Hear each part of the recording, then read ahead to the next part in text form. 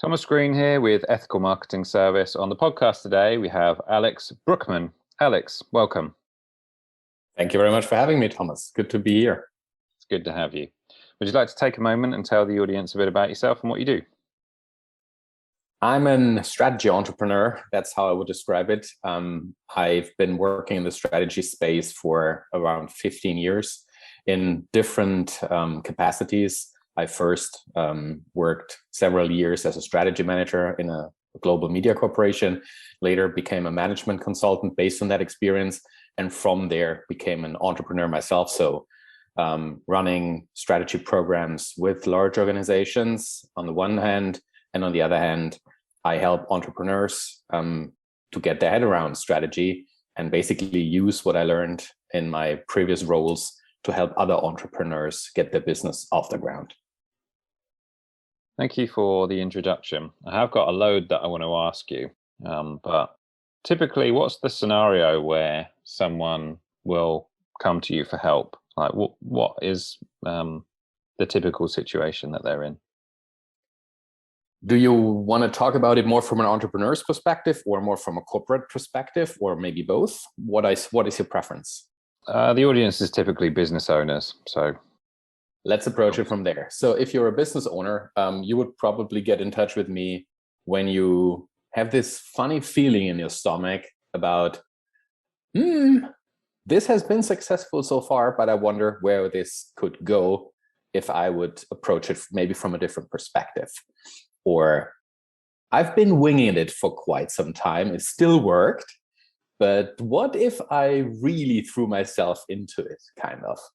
And another perspective could be, you take a look at your business, you've been running it fairly successful over some time, but you feel there is more in it. You just don't know how to get your horsepower translated into speed, kind of, if that makes sense. So you would then approach me and talk to me about what you could do with your business to streamline it, to make it more successful, to make it more profitable, to give it a new purpose, for example. And I think a fourth perspective is, you're probably somewhere in your late 40s, early 50s. You know that the next 10 years really count for you, because then you want to retire early. You want to spend the time traveling the world, or God knows what you want to do when you're 60, 65, and you really want to have a head start revamping your business in a way that you will be able to sell it as profitably as possible, say 5 or 10 years down the road. Those are the scenarios when you would approach me to start talking purpose, start talking strategy, start building for something bigger than what you've seen so far in your business. Thank you for that. And why is it that people tend to struggle with business strategy? This is a good question. I think there are many answers to that. Maybe the most top 2 or top 3 are, first of all, strategy is a concept or a word that has become sort of a joke for many, or a buzzword, because it's being used all over the place in so many different aspects or facets of life, from the world of sports to the world of business, of course, but also in contexts where the word really doesn't make sense. It's being used kind of interchangeably with other words. So it's often kind of this word that we use unconsciously without even knowing what it actually means. And many people, and that's probably the second part of that answer, do not have an academic background in, let's say, general management or anything. So they do not have a formal education around what strategy is, how you build strategy and things like that. And that's not even required to be an entrepreneur or a successful business owner, right? Why do we build businesses? Because we're passionate about something, because we see an opportunity. That's how we typically start out in the first place. So, and strategy kind of, do I really need a strategy? I've been successful until now. So yeah, strategy could lift your business on a whole new level. And probably the third part to that answer is that strategy is so fuzzy, you don't find a proper definition for it anywhere. You find all kinds of definition. So what I do, I typically help people understand strategy in the context of their own world, of their own business, and help them make sense out of it. Of course, there are certain elements to it that I will help them take a look at, but it's not a cookie cutter approach or anything. It really needs to fit your reality as a company owner. Have you got a definition that you use? Oh, I got many. I think the easiest one is probably a strategy. I approach strategy in a way that I tend to say, imagine you would like to drive somewhere where you've never been before. You hop in your car. So what do? You use the GPS system to guide your way, right? And the GPS system, first thing that the system asks is, what's your destination? Where do you want to go? So if you translate that back into our conversation here, it means, what is your vision? Where do you want your company to be in, let's say, 2 years, 5 years, something like that? And then the GPS system would start guiding you toward that destination. And that is kind of your strategy. And there happens a lot between starting your journey and reaching your destination. So there could be accidents on the way. You could run out of fuel. All kinds of things can happen during that journey. And your strategy helps you navigate these unknown territories. Now, the only difference between this analogy and your business is the GPS system knows the way. There is a best way to get there. In business, there might be a best way, but we never know it because we always work into the future. We have no one to ask who has been there before. So strategy is your approach to reaching your vision. That would be my definition. Interesting. Would you make a distinction between, or what would you say the difference is between the goal and the strategy? I use the term goals in a very specific way, meaning you have to find your vision, you know where you want to be. You broke it down into measurable increments so that you can manage toward the vision, you make it measurable. And then you know which, let's say, 3 to 5 strategic buckets full of tasks, mini projects or bigger projects you need to build in order to execute toward the vision.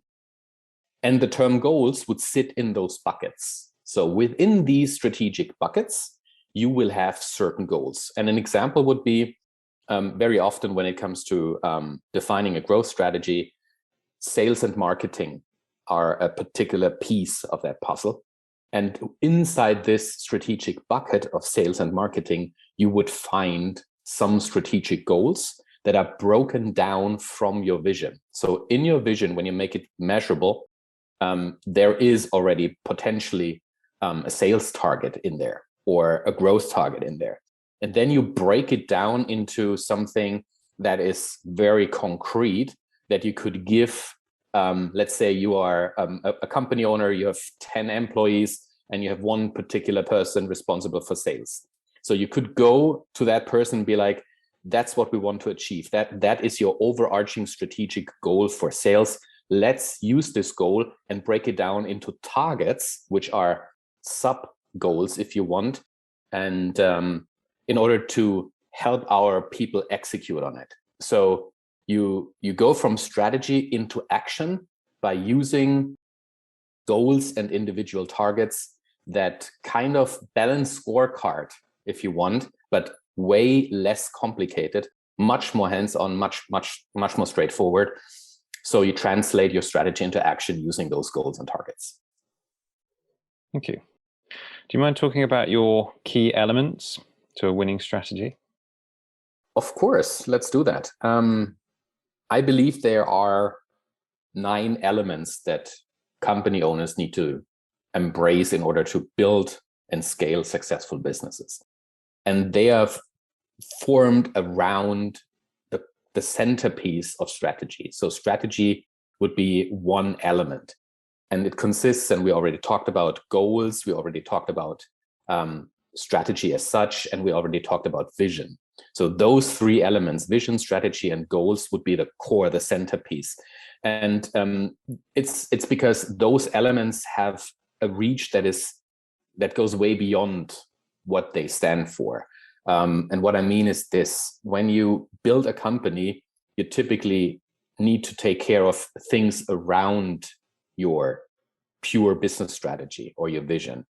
And those terms sound familiar for many.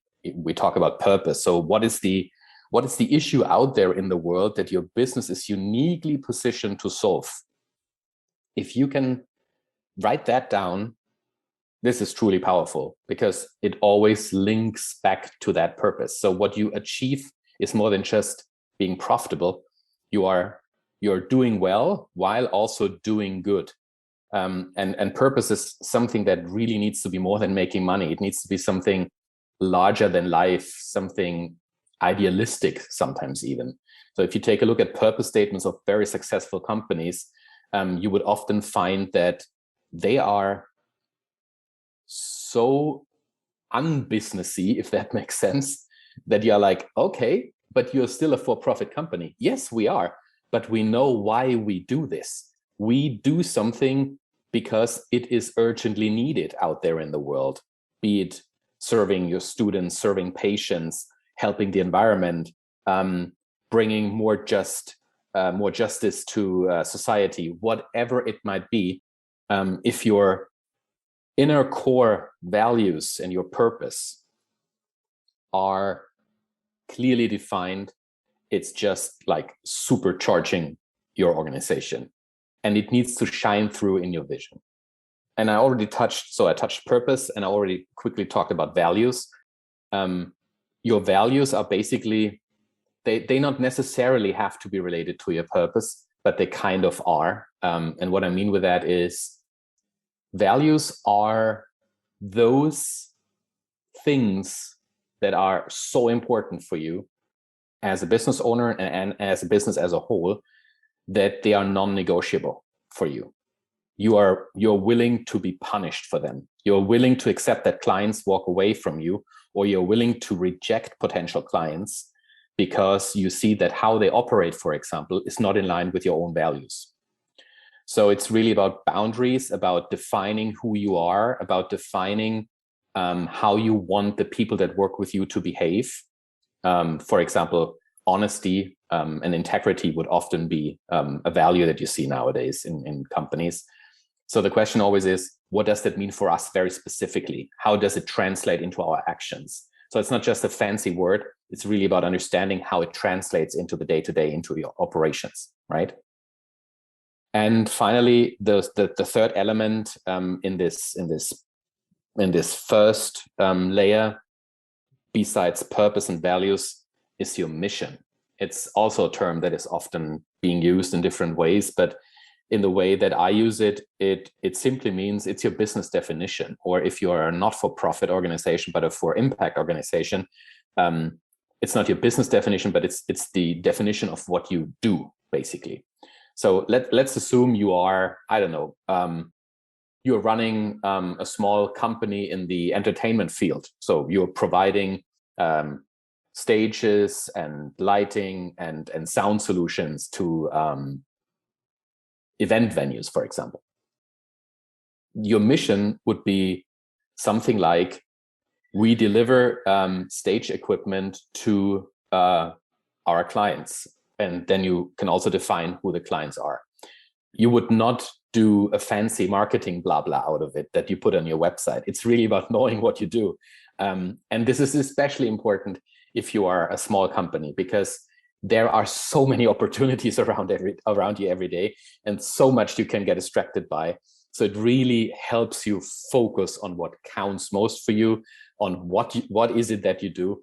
So in a nutshell, purpose, values, and mission form the basis. On top of this basis, there is your vision, your strategy, and your goals. And then there's a third layer on top of that, which basically helps you put your strategy, your purpose, your values, and everything else we talked about into action. And that's when you translate all of these things into individual contributions. And here we talk about elements like management systems. So how regularly, for example, do you revisit your strategy? How do you make sure that your values are being followed? For example, do you have a code of conduct or anything written down in place that helps new employees to onboard, right? All these things. And you need more, the heavier regulated your industry is, the more management systems you would have to have in place, simply because it's mandatory, for example. We already talked about targets. So how do you translate strategic goals into individual contribution? And the final element on that top layer, besides management systems and targets, is capabilities. What is it that I need to learn as a company owner in order to be successful in the next years? So if you plan to sell your company, you better learn to understand M&A or capital markets if you want to go public, for example. All those different capabilities that you need to embrace over the coming years that will help you get your company to that desired vision. If you feel you already know everything, then I would challenge you to revisit your strategy, because then it's not a stretch. Then it's nothing that you should go for. It's just operation excellence then, kind of. So capabilities is super important, and not only for you as a company owner, especially if you have employees. You need to help them learn the things that enable them to perform in a way that they can achieve their targets, which in the end pay into your strategic goals. That was a long rambling. It was a great answer. Thank you for being thorough. I did have a follow-up, and it's just because I'm interested in this particular topic. You mentioned, I think it was in the vision, about what it is that makes you unique. And I find that, firstly, do you help people with that? And secondly, I find that people do struggle with this particular topic. Like, I'm just doing the same as the person down the road, or, whatever it might be. So what would you say in that particular instance? The answer is yes and yes. I totally agree with you. Many people find it very, very difficult to define their niche. Who is their ideal client, for example? Who am I serving? Who wants to buy what I produce? And how do I reach those people? Part of that answer lies in marketing, but before you even can start market your services, you need to understand what the unique value is. And you can approach it from two perspectives. First of all, we already talked about purpose. So purpose plays an important role here. And second of all, your purpose needs to shine through in your vision. So in your vision, you need to define what the unique value is that you deliver to your target clients day in and day out, that makes you unique and that distinguishes your offering from your competitors' offerings. You can also say, what is the unique value proposition of working with you instead of with the Me Too company that does something similar or even the same? And in our world, where copycats shoot out of the ground faster than mushrooms, it becomes a lot about mastering those 9 elements that I described. Why? Because they distinguish you from everyone else. It's your people and how you do business that is becoming more and more important, in addition to doing your homework, of course. Your services need to be top-notch, your products need to be flawless, and so on. But that's just normal, right? This is your permission to play, basically, in the market. What then distinguishes you is that you are giving your clients a feeling of belonging in using your products, in using your services. You give them a feeling of doing the right thing, working with someone who is purpose-driven. If they can even connect to your purpose, even better. they are part of it. They understand that they do something good with in working with you. For example, if they see that you like Patagonia does, the apparel company, they have pledged years ago 1% of their sales, which is a lot, to environmental protection causes, and they've been in the millions pouring money towards environmental protection campaigns that they support. So people that buy Patagonia apparel, they are willing to pay a premium because they know they do good with it. So I believe it's super important to understand what makes you different, what the unique value is that you deliver, what the unique issue in the world is that you are perfectly positioned to solve. And of course, this is a huge element in the work that I do with my clients. Have you got any favorite examples or case studies that you like to share? When we work with larger organizations, they very often do have a purpose statement or something they call at least a purpose. And even if you have that, it is not easy always to link your strategy towards it, because strategy is all about knowing what to do to make your business better, to make your business more profitable, to cut down on wasting time, on wasting resources in general. So it's always the balance between operational excellence on the one hand and something really strategic and straightforward and challenging for the future. Talking about purpose sounds very often kind of mushy for people. It's nothing they have a natural tendency towards. So I typically need to help the people, first of all, understand what purpose really is. And they all have one. They all have a purpose. It's just sometimes difficult for us to just really step into it and lean into it and accept it, and then find the translation between, or the connection between that purpose and your business. A very concrete example is my own company. I'm a strategy entrepreneur. I help people get their head around strategy. But my purpose is to really help make this world a more livable place and not to destroy it completely, so that when I leave this planet and leave my son behind, that he inherits a place that is still livable and worth living in. So it's something very different than what I do. But I found how I could connect those two.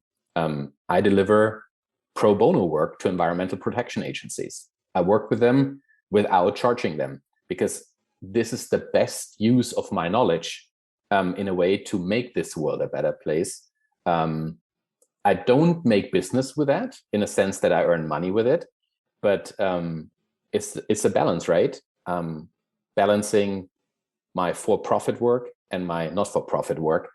And if I can do that as an entrepreneur, as a company owner, to me personally, it was a breakthrough, and it makes my pro bono work even more enjoyable and gives me even more drive to perform in the best possible way for my other clients, because it gives me the money to live a good life and the freedom to do all the pro bono work. You know what I mean? Yeah, definitely. Have you ever say taken a typical business or a business which isn't necessarily doing any of that non-profit, perhaps, and then taking them to adding some sort of philanthropy work, or kind of what you're referring to?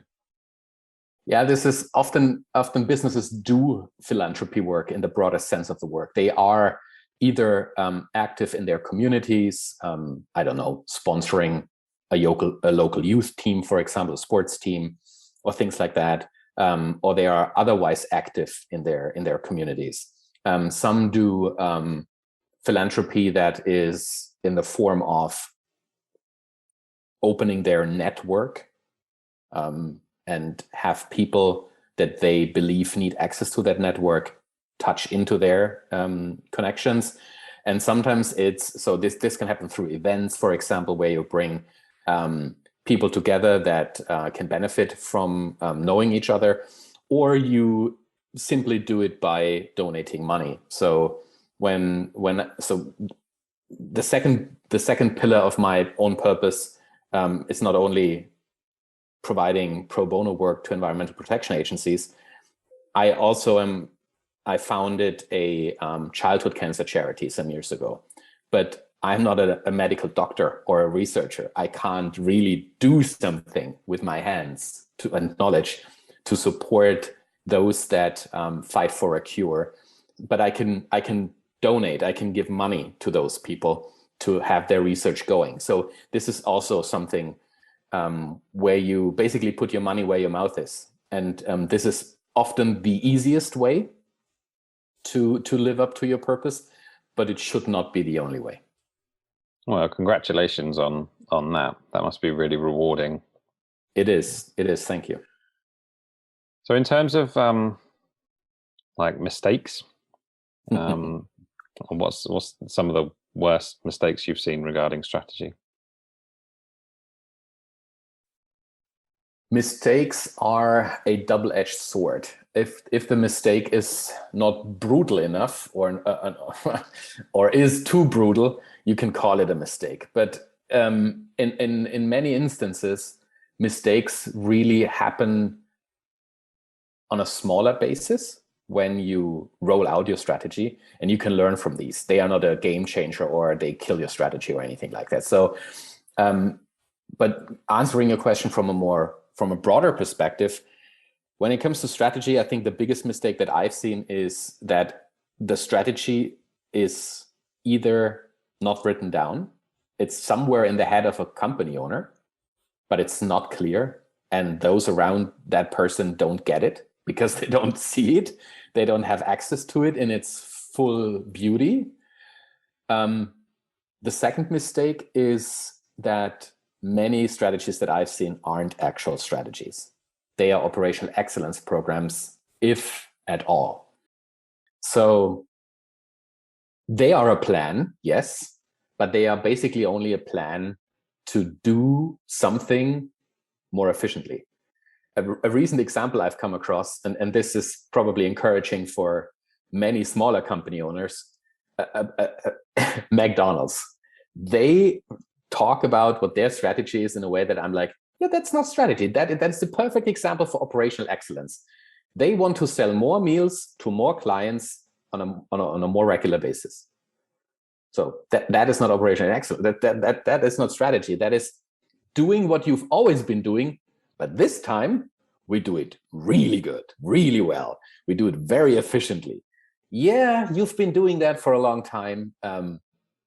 If that's your take on strategy, it's not going to work, because you constantly need to think about how can I do my business differently in order to serve my clients in the best possible way. And sometimes it means you need to let go of how you did things in the past. You need to let go of certain services that you provided and focus on different things, because the needs of your clients have changed. And a huge example of that is Nokia. We've all held Nokia mobile phones in our hands at some point in our lives. Well, at least if we are older than maybe 20 years, because they have disappeared. The same is true for BlackBerry handheld devices. Why did they disappear? Because their strategy was completely internally focused. They did not listen to their clients. They did not answer to the value that clients wanted. So they struggled to reinvent. They struggled to push the boundaries. They struggled to do something that addresses a unique client need. And that's what strategy is all about, basically. I'm going to put you on the spot now, Alex. Go ahead. Let's say you never know who's watching, right? So the owner or perhaps CEO of McDonald's is watching this now. What's an example of a strategy that McDonald's could or should have? This is not easy to answer, because That's exactly what I don't do. I don't tell people how to run their business. That's the difference between McKinsey and a strategy facilitator like I am. So I'm not a consultant in the sense that I come in and tell you what to do, because the effect of that would be that you will always refer to that as, hey, that's Alex Brueckmann's strategy. And I've seen that. I've worked in companies where this happened. We were referring to the McKinsey strategy because they helped us at some point. And it was never our thing. So what I do instead is I help companies find their strategy. I guide them through the process. I tell them what to focus on at which point in time. So I hold a space for them rather than telling them what to do. I think good coaches tell and great coaches ask. If you take the world of sports, coaches typically tell you what to do, but the very best coaches, they ask questions and let other people step in and share their contribution and talk about what they believe needs to be done. And these are the coaches that are the most successful ones. A great example for that is Usain Bolt. Usain Bolt's coach was at the heights of Usain Bolt's career. He was overweight and somewhere in his mid and end 60s. He couldn't tell or even show Usain Bolt how to run faster, how to start faster, how to accelerate better.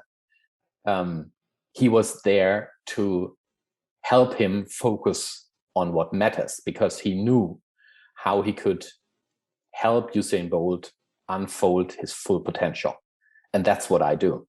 So I would not dare to go in and tell McDonald's, rather than selling more meals to more people more frequently, you should focus on this or that. But I would help them through the questions that I ask to figure out what it is that they should probably achieve in the next 3 to 5 years. And let's say, well, I'm tempted to keep going with the example for McDonald's, but we go back to generally speaking. If they had a strategy which was failing, how would you help them? The first step that we typically do is, in such a situation, we look at what's working well and what's not working well. And rather than just throwing everything out of the window or pouring the baby out with the bathwater, I think that's what you say, right? We would take those elements and identify those elements that work well, and would then ask ourselves, okay, if we let go of those things that don't work well, what do we have to add to the strategy in order to tap into a potential that is untapped right now? If you are familiar with the concept of the blue ocean strategy, this is something that typically plays a huge role when companies reinvent their businesses. They stop doing things that don't add value or that are just a nightmare because there are too many competitors in the market, and instead twist a certain element of their offering in a way that it answers to a specific need of their clients like no one else did it in the past. This is basically how low-cost carriers became successful. They stripped away all the fancy stuff, thereby were able to lower their rates drastically, which tapped into the large group of people that otherwise would have taken a bus or the car to travel from A to Z. So this is typically what we do. We try to help them understand where they want to be in 3 to 5 years and what it needs in order to get there. Let's say someone's completely sold on the concept. They're like, right, I need to go and revamp everything that I've previously been doing, or let's say I haven't thought about this at all, so I need to get working on this. What are the first few steps that you'd advise them to do? Educate yourself around strategy. What is it? What is it not? Really understand what you want to talk about. This is probably the first step, and this is super easy. Strategic acumen is nothing else than the ability to think and act strategically. And even if that sounds fancy for many, it's not. It's not a secret dark art. I'm not kind of a dark Sith Lord that knows something that other people don't and use it against them, right? It's common knowledge. It's something that I do on a day-to-day basis that is obviously in my blood and everything in my whole being, but it is accessible to everyone out there. So you can either go to my website, alexthestrategist.com. There are tons of free resources available, definitions, articles around what strategy is and how it helps you as a company owner. And there are even free checklists and free toolkits available that just help you understand how you can approach the topic and to start thinking in a more strategic way. It's just a muscle that you need to start flexing and to build. Taking one step back, leaving the operations where they are, and focusing on the strategic and the mid and longer term. I think that would be the first step. Educate yourself and start approaching the topic of strategy in your context, in your reality, using some of the tools that I provide on my website that are totally free. And how did you get into this business? It was an accident. I never wanted to become a strategist, to be honest. In my first job, I'm a trained and educated radio journalist. So I wrote and hosted radio shows, and then later ran news teams, and it was all fun and games, and I loved it a lot. And when I was 25, I realized that this is probably not what I want to do for the rest of my life. There must be something more. And this thinking was triggered by 9/11, because I realized that I did not really get why planes crashing into buildings led to the entire world economy go down the drain. I really didn't get it. There was nothing visible for me to understand the connection. So I realized I need to better understand how the world functions, how the economy works, how businesses operate, how it's linked to politics and so on. So I wanted to go to university and study business administration or economics. And then I realized I would probably need a high school degree for that. So I basically had to go back to school full-time, 2.5 years, get my high school degree, and then study business administration, what I did.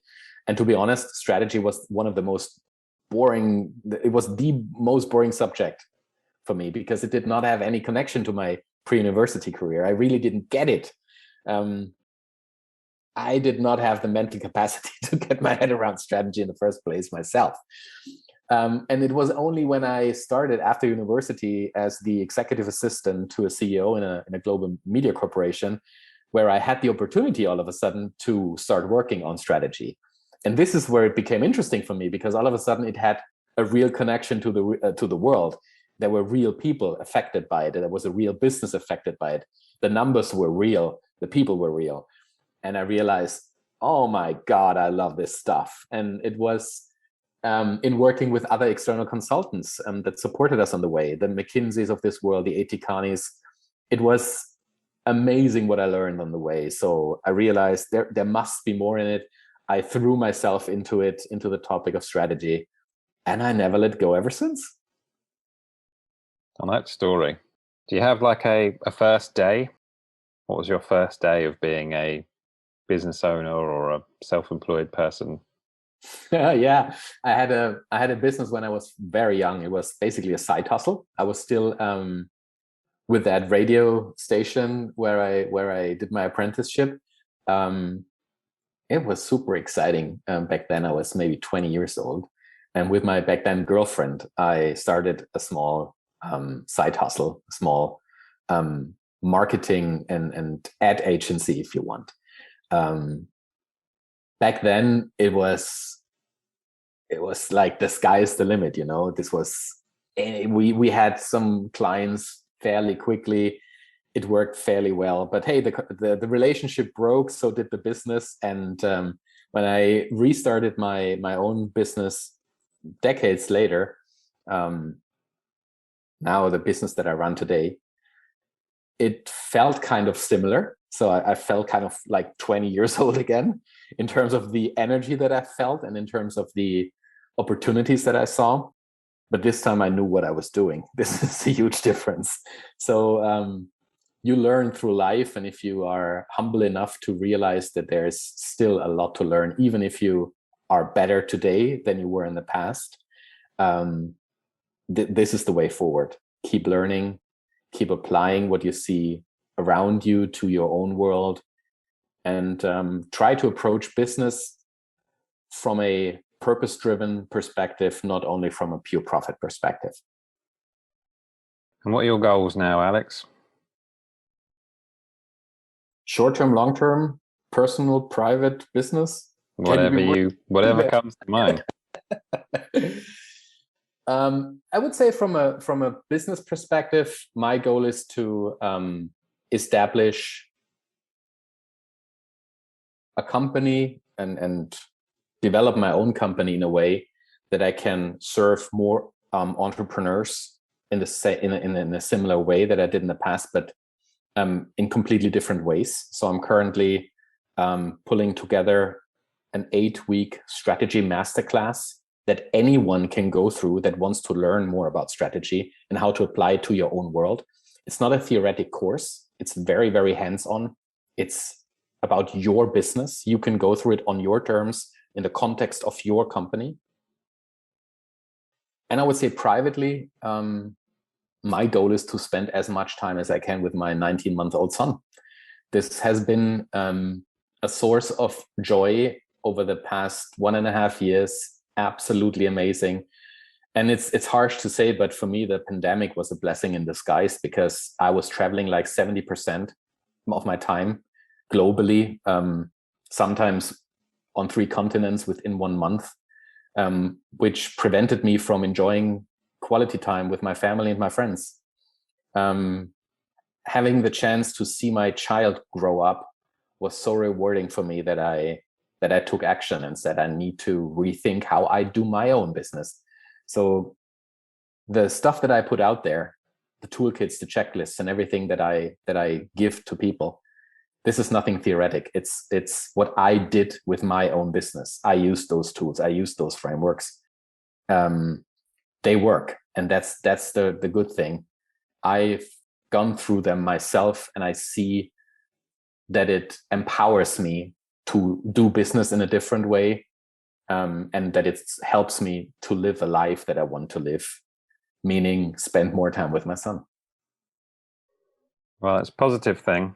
And I do think that there is maybe a silver lining to lockdown, which is if you're a good parent, then spending more time with the little ones, I think they like that. Totally. So, congratulations, even though it's not so new anymore. Thank you, Thomas. Now, I very rarely ask anything which is non-business related, but I was intrigued by this one, and that is, which Star Wars episode is the best? Do you really want to go there? How much time do you have? Which Star Wars episode is the best? Funnily enough, if we're talking about the 3 trilogies, then I would definitely say it's Return of the Jedi. It's the one that I can watch every week and not get bored by. But the best Star Wars movie as such, the one that caught me the most until now, was actually Solo, because it was so unexpected. The backstory of Han Solo. Of course, as a fan, you always think about these backstories and the history of some of those characters that just show up in a dark bar on Tatooine. It was so unexpected, and also the additional characters that came into play in this movie, it was so rich for me, and it just exploded. My fantasy just exploded around that. So now I want to know what's behind those other characters. Where did they come from? And if you see the cliffhanger at the end of Solo, how Han's girlfriend develops into a servant for the dark side. This is really, I'm so stoked by this, and so excited to see how Disney is taking the franchise to the next level, and to just see what it develops into. I'm very, very curious to see how it then connects back into most likely a new trilogy. Well, thank you for the answer. I've got absolutely no idea where I can go with that, because I've never asked a Star Wars question before.